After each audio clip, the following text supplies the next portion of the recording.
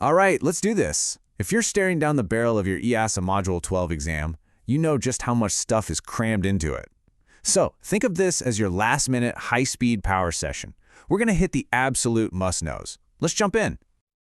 And look, I totally get it. It feels like a mountain of information, right? You've got aerodynamics, structures, transmissions. It's a lot to keep straight. And yeah, there's a good reason why Module 12 is known for being one of the toughest. But hey, don't sweat it. We're going to treat this as our final super focused cram session. The goal here is to lock in those absolutely critical concepts, the ones that are pretty much guaranteed to show up on the test. Let's build that confidence so you can walk in there and just crush it. Okay, first things first. Let's talk about the absolute basics of what keeps these amazing machines flying. And for that, we have to start with the fundamental aerodynamics of that main rotor.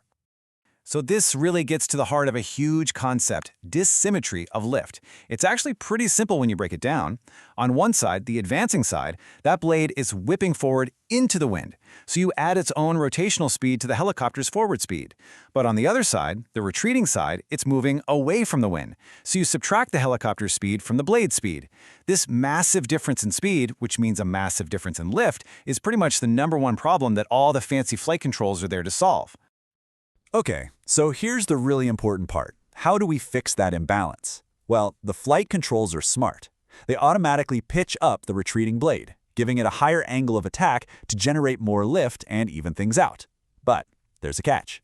You can only increase that angle so much. If you're flying really fast and you push that angle of attack too far, the blade stalls, just like a wing. You get a sudden roll, a ton of vibration, and that's what we call retreating blade stall. This phenomenon right here is what literally sets the top speed for a helicopter. That's a huge takeaway. You're definitely going to want to lock that one in.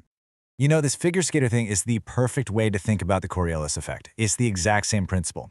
When a rotor blade flaps up, its center of mass gets closer to the hub, right? And just like that skater pulling their arms in, the blade naturally wants to speed up. It wants to get ahead in its rotation. To deal with that constant speeding up and slowing down and to keep the whole thing from shaking itself apart, those fully articulated rotor heads have what are called lead-lag hinges. It's a really elegant engineering solution to a basic physics problem. Now, as you can imagine, all those aerodynamic forces are putting an incredible amount of stress on the airframe. So let's switch gears and talk about how these things are actually built to handle it. We're going to look at the core design philosophies for safety and structural integrity. Okay, pay attention to this one, because you will almost certainly get a question on these two concepts. First, you've got failsafe. This is all about redundancy.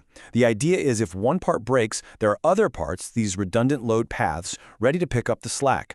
Think of it like having multiple small beams instead of one giant one. On the other hand, you have safe life. This is totally different. This philosophy says a component has a very specific, limited lifespan, and after so many hours, you throw it away and replace it. It doesn't matter if it looks brand new, its time is up. And those design philosophies, fail-safe and safe life, they're all about dealing with these 5 fundamental types of stress. You've got tension, which is a pulling force, compression, a pushing or squeezing force, shear, which is kind of like 2 parts sliding past each other, torsion, that's twisting, and finally bending, which is really just a combination of tension on one side and compression on the other.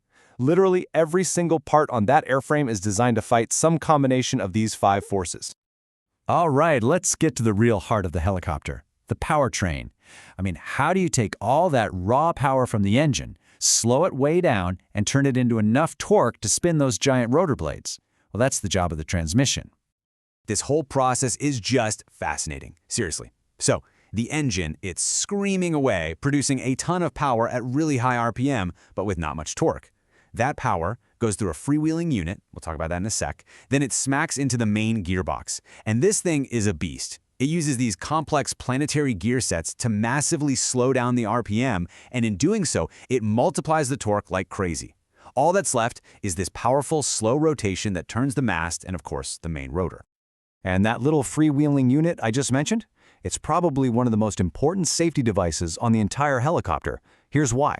If the engine quits, this thing acts like a one-way clutch. It instantly disconnects the engine from the rotor system. This lets the main rotor keep spinning freely, which is absolutely essential for autorotation, where the air coming up through the blades keeps them turning. Think about it. Without this unit, a dead engine would lock up the whole system and stop the rotors. Not good. Okay, you've been absorbing a lot of these core ideas, so now let's make sure they stick. time for a little pop quiz. I'm just going to fire off a few questions, exactly the kind of stuff you might see on the real exam. No pressure at all, this is just to get the brain working. You ready? All right, first question. What is the primary purpose of a freewheeling unit? Think safety. What's its #1 job in an emergency? Yep, that's it. Its whole job is to disengage the rotor from the engine if the engine fails. That's what makes autorotation possible. Simple as that. Okay, question number 2. Which design concept relies on redundant load paths? Fail-safe or safe life? Think about having a backup plan if a part breaks.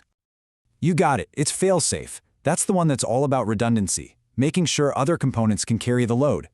Safe life, remember, is just about replacing a part after a set amount of time.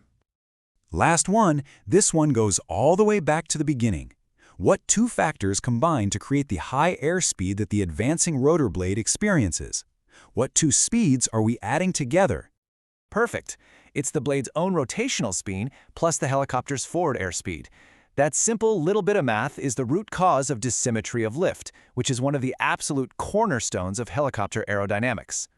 Awesome job. Seriously, you've got a great handle on these key principles. Just keep this level of focus and you're going to walk in and do great on that exam. But you know, after all the books and all the theory, that's when the real work begins. So I'll leave you with this to think about. With all these complex systems all working together, which one do you think is the absolute biggest headache for a technician to troubleshoot in the real world?